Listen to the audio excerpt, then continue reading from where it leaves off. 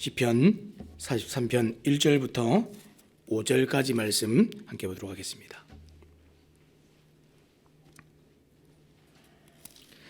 제가 봉독하겠습니다. 하나님이여 나를 판단하시되 경건하지 아니한 나라에 대하여 내 송사를 변호하시며 간사하고 불의한 자에게서 나를 건지소서. 주는 나의 힘이 되신 하나님이시거늘 어찌하여 나를 버리셨나이까? 내가 어찌하여 원수의 억압으로 말미암아 슬프게 다니나이까? 주의 빛과 주의 진리를 보내시어 나를 인도하시고 주의 거룩한 산과 주께서 계시는 곳에 이르게 하소서. 그런즉 내가 하나님의 제단에 나아가 나의 큰 기쁨에 하나님께 이르리이다. 하나님이여 나의 하나님이여 내가 수금으로 주를 찬양하리이다. 내 영혼아 내가 어찌하여 낙심하며 어찌하여 내 속에서 불안해하는가? 너는 하나님께 소망을 두라. 그가 나타나 도우심으로 말미암아 내 하나님을 여전히 찬송하리로다. 아멘. 오늘은 우리가 업그레이드 중입니다 라는 제목을 가지고 함께 말씀을 나누기 원합니다. 어저께 우리가 이제 보았던 시편 42편부터 시작해서 이 72편까지 해서 이 시편의 두 번째 책이 시작됩니다. 우리가 처음에 앞에 나왔던 이제 41편까지 1권에서 복 있는 사람이 어떤 사람인가 이런 것을 좀 다루었다면 이 두 번째 책에서는 이 현실적인 삶에서 하나님을 어떻게 바라볼 수 있는가 이런 것들을 잘 소개해주고 있습니다. 오늘 시편 43편은 어저께 42편에 이어지는 하나의 시편입니다. 그래서 43편이 보면 그 시편 앞에 보면 다들 이제 표제어가 이제 적혀 있습니다. 제목이 조그맣게 이제 적혀 있는데 이 43편은 이 표제어가 없습니다. 이 42편에서 계속해서 이어지는 이 내용이라 이렇게 생각하시면 도움이 될 것 같습니다. 그래서 지금 낙심하고 불안한 영혼이 지금 하나님께 소망을 두어야 된다라는 이 메시지가 오늘도 계속해서 이어지고 있습니다. 근데 어저께와 좀 다른 것이 어떤 것이냐면 오늘은 좀 적극적인 강구, 기도가 이루어지고 있다는 것을 저희가 생각해 볼 수 있습니다. 우리가 기도를 하는데 어떻게 기도합니까? 기도하면 우리가 확신을 가지고 이루실 줄 알고 믿고 기도했는데 어느 날은 우리가 기도할 때 내가 기도를 해놓고도 불안해하죠. 그러지 않도록 오늘 말씀을 통해서 우리에게 정말 기도드린 그 내용대로 그 하나님께서 이 기도를 이루시기까지 모든 과정과 여정 중에도 우리가 확신을 가지는 또 그런 일들이 오늘 말씀 가운데 있기를 원합니다. 특별히 오늘 이 말씀을 이제 차례대로 쭉 볼 때에 첫 번째는 우리가 이해되어지지 않는 상황 가운데 우리가 좀 기도하는 것들을 좀 생각해 보기 원합니다. 우리가 기도를 하는데 기도를 하면 분명히 하나님 이루어 주셔야 되고 정말 우리를 도와주셔야 될 것 같은데 아무 일도 일어나지가 않아요. 이렇게 이해되어지지 않는 상황을 우리는 어떻게 이해해야 될까? 우리 1절에서 2절까지 말씀들을 함께 좀 살펴보겠습니다. 먼저 1절 말씀해 보니까 하나님이여 나를 판단하시되 경건하지 아니한 나라에 대하여 내 송사를 변호하시며 간사하고 불의한 자에게서 나를 건지소서 이렇게 얘기했습니다. 지금 이거 영어 성경에 보면 지금 이게 전부 다 지금 명령으로 되어 있습니다. 어떻게 되어 있냐면 판단하소서, 변호하소서, 건지소서 이렇게 크게 세 가지 이제 기도가 이제 명령으로 되어 있습니다. 하나님께 정말 강하게 지금 구하면서 기도하고 있는 것이죠. 근데 지금 판단하소서 그랬습니다. 이것이 뭐냐면 이 정당성을 입증하는 나의 무죄를 입증하는 이 재판관에게 구하는 것을 이게 판단하소서 이렇게 얘기하는 것이죠. 그리고 두 번째 변호하소서는 어떤 것입니까? 이 소송을 맡은 이 변호사에게 구하는 것이죠. 이 변호사는 어떤 사람입니까? 절대적으로 내 편을 들어주는 사람이 변호사이죠. 지금 이 내 일상의 모든 상황과 문제에 관해서 이 법정 용어를 사용해서 하나님께 강하게 하나님 나를 판단하시고 나를 변호하시고 지켜주셔서 결국 어떻게 합니까? 이 앞에 나오는 모든 것들의 이제 부연 설명인데 결국엔 나를 건지소서 판단하시고 변호하셔서 결국은 내가 살게 도와주세요 하는 그 기도를 이렇게 강하게 시작을 하고 있습니다. 근데 2절 말씀에 가니까 나의 편이고 나를 도와주셔야 될 그런 분이 아무런 일도 하고 있지 않다라고 느껴지고 여겨지는 상황에 관해서 이제 설명합니다. 2절 말씀해 보니까 주는 나의 힘이 되신 하나님이시거늘 어찌하여 나를 버리셨나이까? 내가 어찌하여 원수의 억압으로 말미암아 슬프게 다니나이까? 당신은 내 편이신데 지금 판결을 하실 분이시고 판결을 하실 분이기 이전에 변호사이신데 무조건 내 편 들어줘야 될 그런 분이신데 근데 아무 일도 하지 않는 것 같고 이 나를 변론하지 않는 것 같은 이 상황이 이해되어지지 않습니다 하는 그런 기도의 내용이 지금 2절입니다. 여러분 그럴 때 있지 않습니까? 하나님께 기도했고 나는 정말 믿는 사람이고 교회 다니는 사람인데 내 일상의 신변에 일어나는 일들이 도무지 이해되어지지 않을 때 그럴 때 있지 않습니까? 심지어는 지금 뭐라고 생각합니까? 하나님 나를 버리셨다. 혹시 이렇게까지 느끼신 적 있으십니까? 또 뭐라고 얘기합니까? 하나님은 나를 버리셨고 나는 지금 하나님 나를 버리셔서 어떻게 다닙니까? 슬프게 다녀야만 됩니까? 이렇게 지금 반문하고 질문하고 있습니다. 근데 이 슬픔이 어떤 슬픔이냐면 이 상복을 입고 애도를 하는 슬픔입니다. 지금 상복을 입고 애도를 하는 슬픔이 무엇입니까? 죽음에 관해서 슬퍼하는 걸 애도라고 얘기하는데 이미 나는 다 끝났다는 겁니다. 하나님이 다 떠나시고 나를 도와주지 않으면 나는 이제 다 끝났습니다. 이렇게 얘기하는 겁니다. 지금 왜 이렇게 얘기하고 있습니까? 지금 말씀해 보니까 경건하지 않은 나라, 경건하지 않은 민족들이 지금 이스라엘을 압제하는 역사와 경험들이 지금 있기 때문에 이런 얘기를 하고 있는 겁니다. 나는 이 이스라엘은 하나님의 나라인데 이방이 와서 자꾸 우리를 자꾸만 괴롭히는 일들이 왜 어찌 이렇게 일어날 수가 있습니까? 이렇게 얘기하는 것이죠. 이스라엘의 역사를 보면 근데 너무 재밌게도 하나님이 이 이스라엘을 정말 징계하실 때 도구로 썼던 나라들이 어떤 나라들이죠? 하나님 믿지 않는 이방을 들어서 세상을 들어서 이 세상을 통해서 괴롭게 하시는 일들 이스라엘 가운데 일어났습니다. 경건하지 않은 나라들을 들어서 이 이스라엘을 괴롭게 하고 하나님께 돌아오게 하는 도구로 사용하셨던 역사들이 있죠. 결국 하나님께서 일하셨던 것을 우리가 보고 알 수 있습니다. 무슨 상황입니까? 하나님의 일하심에 관한 그 계획과 일하심에 대한 의도는 우리가 이해되어지지 않지만 지금 분명히 하나님께서 나를 도우신다는 그것에 대해서는 우리가 의심을 해서는 안 된다는 것입니다. 우리가 어떤 전문가들에게 도움을 구할 때가 인생을 살아가다 보면 종종 있습니다. 근데 이 전문가들이 말을 해주지 않으면 우리가 얼마나 답답한지 알 수 없지요. 이 자동차를 고치러 가면 물건을 고치는 일을 하러 가도 고치는 과정 중에 이 과정들을 설명해 주지 않고 말해 주지 않으면 기다리는 동안 얼마나 불안한지 알 수가 없습니다. 혹시 내가 지금 사기당하는 거 아닌가?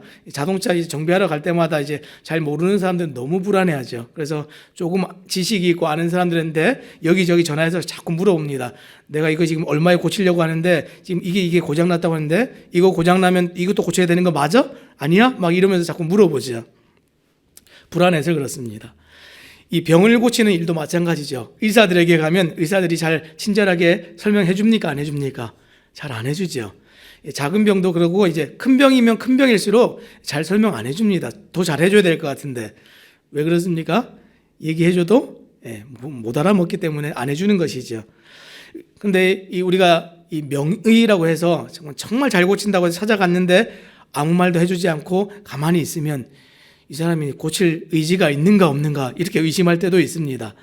말을 해주지 않고 가만히 있으니까 우리가 이해되지 않으면 얼마나 불안하고 답답한지 우리가 좀 생각해 볼 수 있습니다. 정말 우리도 볼 수 없는 상황, 이 불확실한 상황 가운데 얼마나 불안해하는지 알 수 없습니다.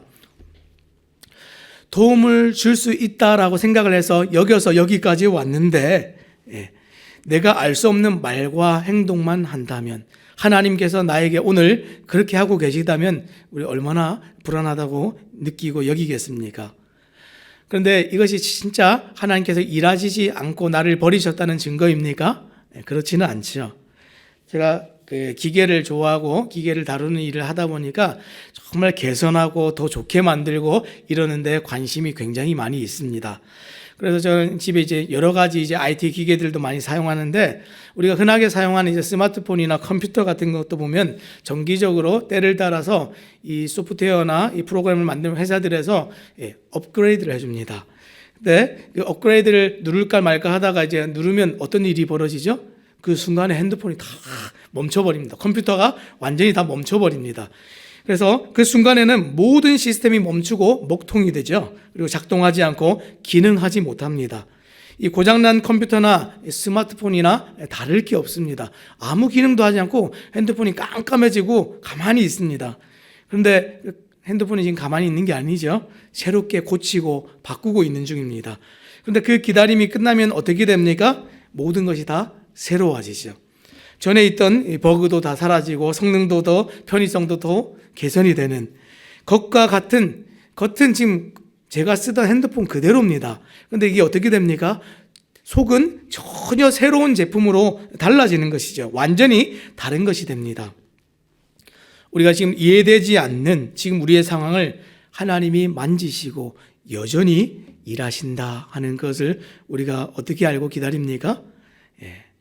그것을 기다리는 동안에 약간의 표시들을 해주죠. 스마트폰 보면 뭐라고 되어 있습니까? 업그레이드 중입니다. 몇 프로 업그레이드 중입니다. 우리가 그거 보고 기다리죠. 근데 거기 그 멘트와 문구조차 없었다면 어떻게 하겠습니까? 와, 여기 큰일 났다, 고장 났다 그러면서 당장에 이거 들고 이제 AS 센터를 가야겠죠. 근데 우리가 그 아무것도 기능하지 않고 평소와 너무나 다른 그 모습을 보면서도 기다리는 이유가 무엇이죠? 기다리는 중입니다. 업그레이드 중입니다라는 그걸 보고 기다리는 겁니다. 우리는 이해되지 않고 하나님이 없고 일하시지 않는 것 같고 나의 생각과 다르게 변호하지도 않으시고 정말 구해주지도 않은 것 같은 그때에 사실은 이 하나님을 발견하고 찾아야 됩니다. 그러면 이렇게 이해되지 않을 때 어떻게 한다고요? 3절 말씀에 보니까 주의 빛과 주의 진리를 보내시어 나를 인도하시고 주의 거룩한 산과 주께서 계시는 곳에 이르게 하소서. 지금 내용은 잘 모르겠지만 지금 이 시인이 굉장히 멀리 있는 것 같습니다. 그래서 지금 나를 어디로 데려가라고 얘기하고 있습니까? 주의 빛과 주의 진리를 나에게 보내주셔서 내가 주의 거룩한 산에 이르고, 그렇죠? 뒤에 나오는 말씀들을 보면 또 어떻게 됩니까? 주의 제단에 이르고 주님 계신 거하시는 그곳에 이르러서 내가 주님 대면할 수 있도록 그렇게 좀 인도해 주십시오. 너무 답답합니다. 내가 좀 뭐라도 할 수 있는 것을 좀 알려주시면 좋겠습니다. 이렇게 얘기를 하는 거죠.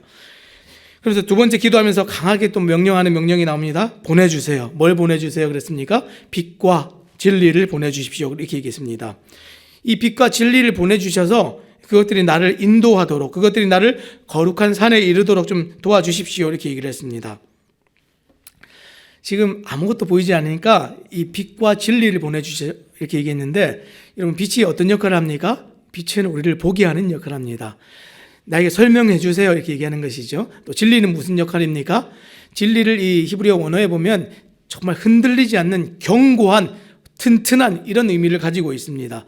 내가 볼 수 있어서 흔들리지 않도록, 내가 지금 상황은 개선되지 않지만 그렇게 할 수 있도록 좀 도와주십시오 이렇게 얘기를 했습니다. 사랑하는 여러분, 우리가 늘 보기를 원하죠. 불확실하기 때문에 보기를 원합니다. 본다는 게 얼마나 우리에게 안정을 주는지 알 수 없습니다. 그런데 이 빛과 진리로 나를 인도할 때에 이 보는 것은 마치 이런 것과 같습니다. 이 맹인이 늘 요즘 보면 이 맹인 안내견이 있어서 이 맹인들을 인도해 가는데 이 안내견은 지금 볼 수 있죠. 볼 수 있기 때문에 도움을 줄 수가 있습니다. 사람도 아니고 볼 수 있어서 뭐 도울 수 있는 것에 한계가 있지만 그에게 의존을 하죠. 그 조그만 개에게 사람이 의존을 합니다. 그런데 그 의존하는 것이 볼 수 있다고 다 해결되는 것은 아니죠. 우리는 볼 수 있으면 다 해결될 것 같고 그렇지만 본다고 해결되는 것은 없습니다. 달라지는 것은 없습니다.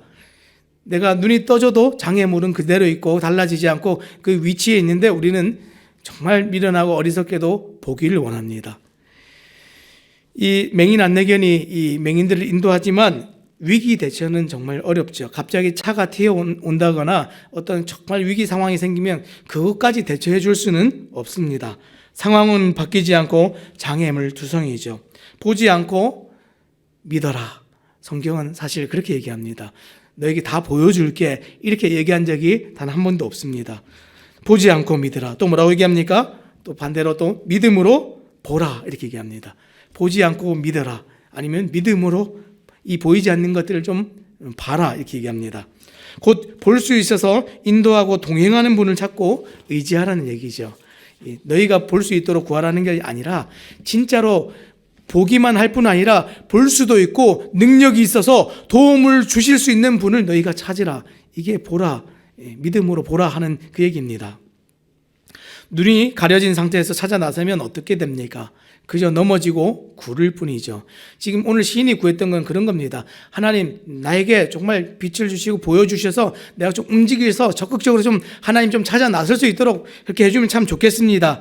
예, 그런 거죠. 눈이 조금이라도 좀 보여서. 근데 내가 움직이면 넘어지고 구르는 게 전부입니다. 나를 인도하는 분이 옆에 계시고 일하신다고 그냥 들었을 때 이해되지 않아서 내가 움직이기 시작하면 열심히 하면 할수록 넘어지는 겁니다. 가만히 그분이 말씀하시고 설명하실 때까지 인도를 구하는 게 사실 진짜 지혜입니다. 보지 못하는 사람들에게 있어서 우리 같은 사람들은 진짜 의지가 되는 것이 어떤 것입니까? 보지 못하는 사람들이 발달되는 것은 듣는 게 발달됩니다. 음성이 의지하는 것이 굉장히 발달이 되어 있습니다. 성경에 우리는 다 양 같아서 그랬죠. 이 양은 잘 시력이 나빠서 잘 보지를 못한다 그러죠. 양이 유일하게 의지하는 것은 무엇입니까? 목자의 음성입니다. 우리가 이 보지 못하는 우리가, 다 알 수 없는 우리가, 하나님이 지금 어떻게 우리를 돌보시는지 그것을 가늠하지조차 못하는 우리가 의지할 수 있는 유일한 게 무엇입니까? 목자의 음성입니다. 소리에 의지해서 사는 사람들이 이 믿음을 가지고 사는 성도들입니다. 그래서 때로는 너무 많은 소리가 들릴 때 그것을 좀 차단할 필요가 있지요. 그렇게 해야 우리의 불안한 것들이 좀 잠재워지고 제대로 보고 정말 이 길을 갈 수가 있는 것입니다. 사랑하는 여러분, 이 소리에 민감한 사람들이고 음성을 의지해서 본능적으로 살아갈 수밖에 없는 사람들이기 때문에 말에 얼마나 민감하게 영향을 받는지 알 수 없습니다. 어제도 제가 이제 그 코로나 때문에 유튜브랑 뭐 이렇게 네이버 인터넷 같은 거 검색하다 보니까 여러 가지 말들이 있어요. 그러면서 이제 유일하게 좀 시선을 사로잡는 게 있었는데 왜 이상하게 막 요즘 부동산도 뛰고 뭐도 뛰고 뭐 다 이런 일들이 일어나는가 막 이런 얘기들이 있어요. 저도 이제 이해가 안 돼서 궁금해서 이제 클릭을 해봤습니다.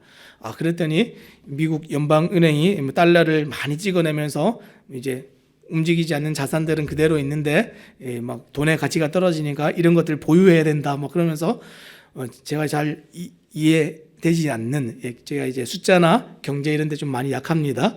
그런데 이제 조금 설명을 해주니까 거기에 조금 눈이 떠지는 것 같고 내가 좀 똑똑해지는 것 같고 알아지는 것 같은데 알고 나니까 얼마나 불안한지 모르겠어요. 그렇구나. 이거 모르면 정말 바보가 되는구나. 그러면서 막 그 사람이 막 설명합니다. 이렇게 이런 것들 모르면 가만히 있으면 여러분 진짜 바보 되는 겁니다. 그래서 가만히 있다가 벼락부자 아니고 요즘 뭐라 그러죠? 벼락거지 됩니다. 여러분 가만히 있어서 벼락거지 되면 안 되지 않겠습니까? 그런데 제가 아내한테 여보 우리 뭐 투자할 수 있는 뭐 돈이 있어? 이렇게 물어봤더니 저희는 돈이 아무것도 없어서 지금 투자할 수 있는 게 없다 이렇게 얘기를 했어요. 불안해지는 거죠. 세상이 그렇게 얘기합니다. 근데 우리는 그런 방식으로 사는 게 아니죠. 세상이 이것을 다 아는데 똑똑한데 이거 다 알고도 망하는 사람이 있습니다. 하나님께 집중하고 그분의 소리를 듣고 모든 것을 그분이 인도하시는 것을 의뢰하고 살아야 진짜로 우리가 잘 살게 되는 것이죠.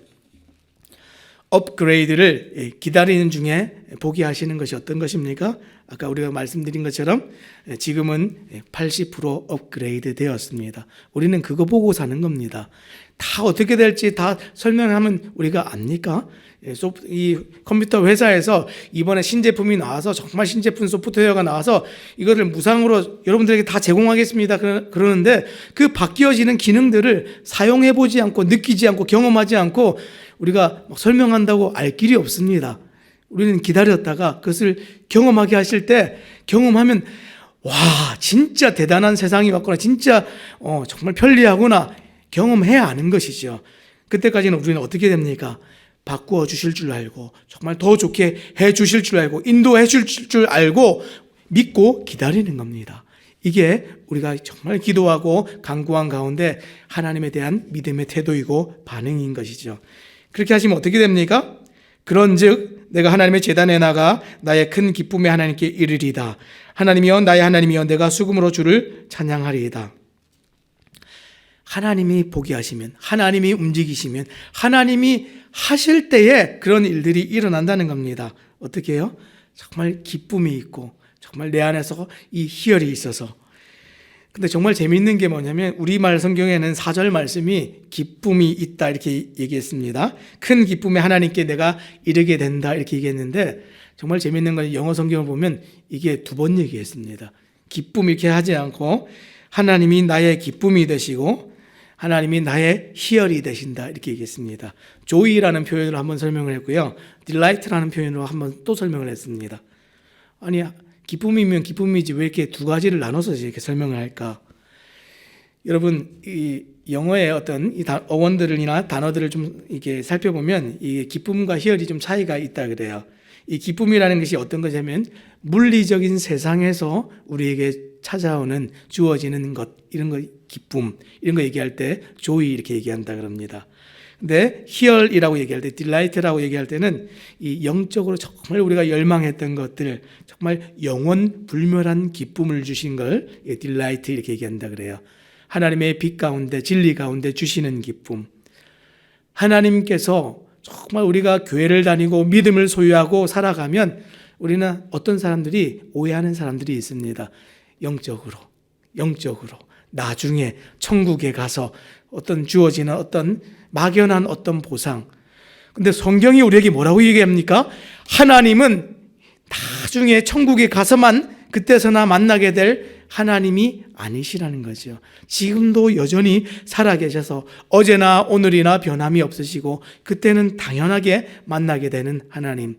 이 세상에 육을 입고 정말 이 물질 세상에서 살아가는 우리와 정말 상관이 없고 관여하지 않으시고 멀찍이서 내다보시는 그런 하나님 아니라는 겁니다. 기쁨을 주시는데 여전히 이 땅에서 우리가 만족할 만한 기쁨도 주시고 영적인 영원한 기쁨도 함께 주시는 하나님이 되신다는 사실입니다.